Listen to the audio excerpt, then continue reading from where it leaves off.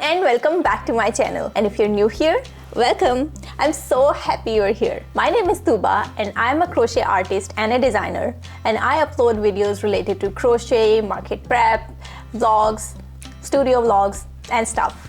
So if that is something you're interested in, come join in and subscribe. So in today's video, I'll take you behind the scenes as I test this sweater pattern for another designer.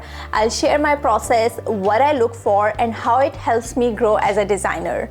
So if you're curious about pattern testing or just love crochet, stick around as we go on this journey together. By the end of this video, you will feel ready to start your journey as a pattern tester, or if you're already a tester, you'll learn a thing or two to improve your testing skills. So let's jump in. So first things first, how do I even decide which pattern to test? So for this, the design has to fulfill certain criteria for me. Number one, visual appeal. Obviously, I have to like a design in order for me to apply for testing the design. If I don't like what I'm seeing, of course, I would never want to wear it, and there's no point making it as well. Number two, does it suit my style, and will I wear it? For example, I will never test a pattern for something that shows skin because I know I will never wear it. Number three, do I meet the skill level required for the pattern that I'm applying for? I know that we all feel like attempting something out of our comfort zone only improves our skills in the long run, but I feel like I'd rather improve my skills on a project of a smaller scale than to take on a project of this scale and only to end up being frustrated for the project to not come out the way it is intended to, and then I would obviously not want to wear it as well, so it's just a waste of time and energy. So I would only apply for the projects that I feel ready to take on. Number four, do I have the time and resources required to complete this project in a timely manner? Answering this question honestly is very important because it's unfair if you do not have the time and resources to complete the project and to fulfill the commitment that you have made to the designer. Number five, and this is just a bonus for me, but I also like to see if the pattern that I'm testing for will teach me something new along the way, because it is very important for me as a designer to learn something from everything that I'm making. Now, I'm pretty sure that I might be missing something here, but these are some of the things that I look into when I apply to become a tester for a certain pattern. Also, one last thing that I would like to include in this section here is that read the tester application in depth again and again so you do not miss out on anything important.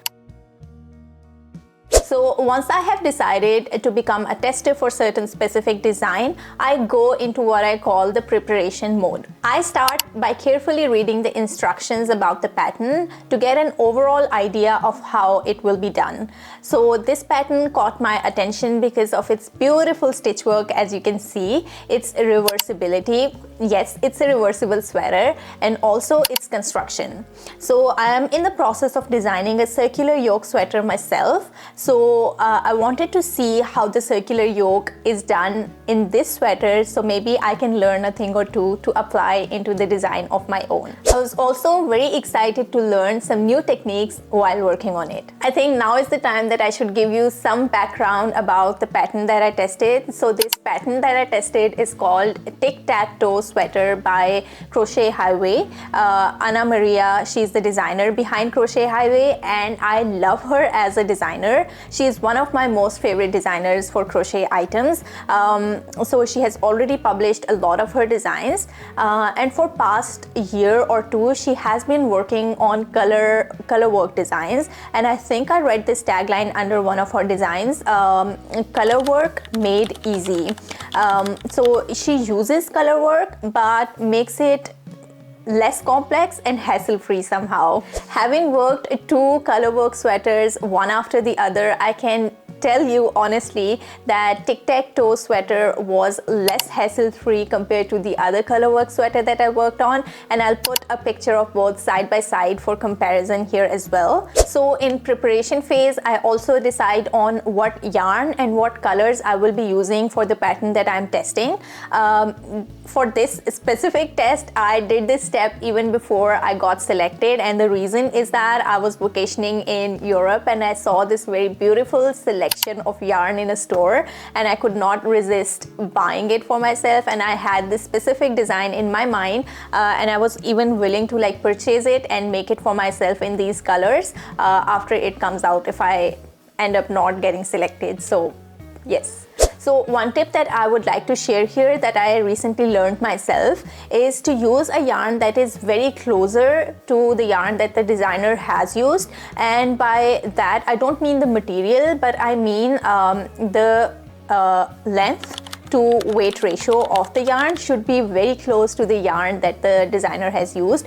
We already know that even the same weight yarn can have different thickness depending on the yarn that you are seeing. So in order to get the same results and same drape and same look of your final product, you need to look into the yarn that is closest to the length to weight ratio to the designers. So once I have decided on the yarn and the colors that I'll be using for the pattern, the next thing that comes in the preparation phase is meeting the gauge for the sweater that I'm testing. So meeting the gauge is the most crucial step in testing and even making any garment for yourself as well. It ensures that the sweater that you are making will fit as intended. So once I have my yarn and I've met the gauge, I'm ready to start. So I don't have the gauge swatch for this specific sweater because I unraveled the gauge swatch and reuse that yarn into the sweater because I didn't want to waste any amount of yarn because I wasn't sure if I have enough yarn for this project, and I had purchased it in Europe as I previously told you, so I wanted to be careful. Okay, so now I'm ready to start crocheting this actual sweater, and while I crochet, I keep a few things in mind as I crochet. So I follow the instructions exactly as written in the pattern, and I also check for clarity. For example, are the steps easy to follow? Are they making sense? Does the stitch count match up? Are there any things that can cause confusion for anyone who will be making the sweater later on? I also make detailed notes along the way. So for example, if something is unclear or I find an error, I will write it down to share with the designer later on. Pattern testing is not just about making the design that you're testing. It's also about making the pattern that you're following error-free and as clear as possible for the people who will be purchasing the pattern.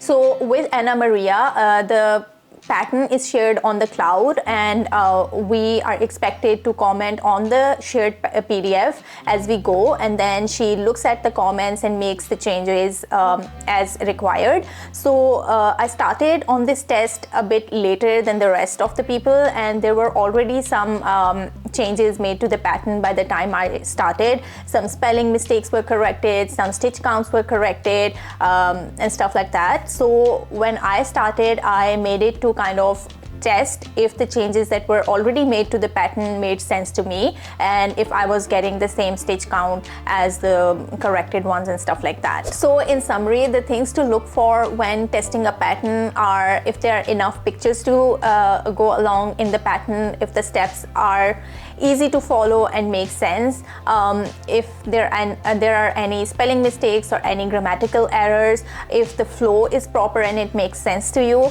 and if the stitch count is making sense and you're getting the stitch count as written in the pattern.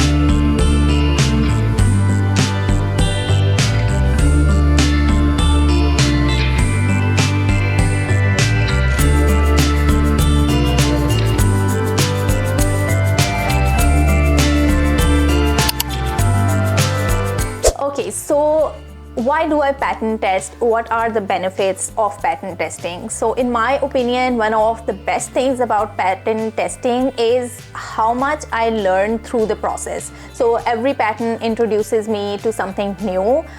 For example, new techniques, some new stitch combinations or way of structuring a project. So it's like taking a mini crochet workshop every time I'm testing a pattern. So for example, from this specific pattern, I learned a new technique called interlocking crochet, which I had never done before. Now the stitches used in this sweater are your very basic stitches such as the single crochet, chains, slip stitches and double crochet, but the way that they have been used in this pattern to achieve different design on both ends is admirable in my opinion. Also, to see how the designer went on to achieve continuity of the pattern in different areas of the sweater is also really astonishing, and I think it's great. Testing also helps me grow as a designer. So for example, seeing how other designers write and format their patterns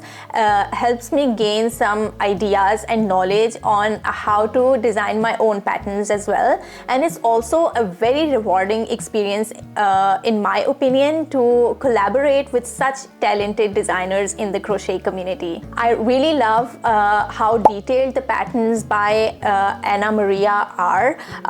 They are divided into sections and subsections, and it is really easy to follow the pattern and refer to a specific section in the pattern and stuff like that. Like going back and forth in the pattern is very convenient and easy.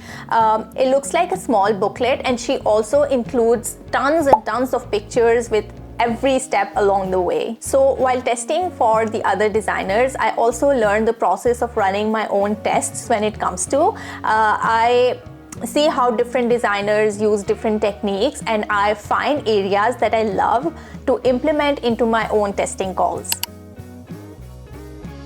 So now the project is done, the sweater is made, it's time to share your feedback with the designer. So I focus on being constructive, providing highlights on what worked and what could be improved in the design to make it more clearer and to make it a success. So this collaboration makes the pattern stronger and ensures that the future crocheters will find value in this pattern. For example, for this pattern, I designed the sweater as noted in the pattern, pattern, and since it was a cropped sweater and designer had thought of where it should sit on your body, I made sure to note that in the feedback form, whether or not it did after following the instructions. And I did add some length to mine for it to be wearable for myself, and I noted that in the form as well. And then comes my second favorite part, taking pictures of the finished product. I try my best to do justice to the designer and take beautiful pictures in ample light to show off the finished product. For this sweater, I made sure to take pictures of both the sides, take some close-up shots of the stitch definition, and even tried styling it with two different skirts just to give an idea on how to style the sweater. And here are the pictures of the finished sweater that I took. I'm so happy how it turned out. The pattern was a joy to work on, and I'm thrilled to have been part of this process. Overall, this test taught me how to do interlocking crochet, and I can't wait to wear this piece as a go-to piece in my wardrobe. And given I have some time, I'd like to make one more in different color as well. And you can see all the beautiful creations of this sweater on Crochet Highway's website. I'll put the link down in the description box. Thank you so much for coming behind the scenes with me in this video. If you enjoyed this video, make sure to give it a thumbs up, subscribe, and press the bell icon so you don't miss an upload. I try to upload weekly content related to crochet, from market prep to vlogs and my journey as a small crochet business owner. You can also follow me on Instagram at craftrobe for more crochet content and updates from me. And do share your thoughts in the comment box below. How did you like this video? Have you ever tested a crochet pattern? What was your experience like, and what were your takeaways?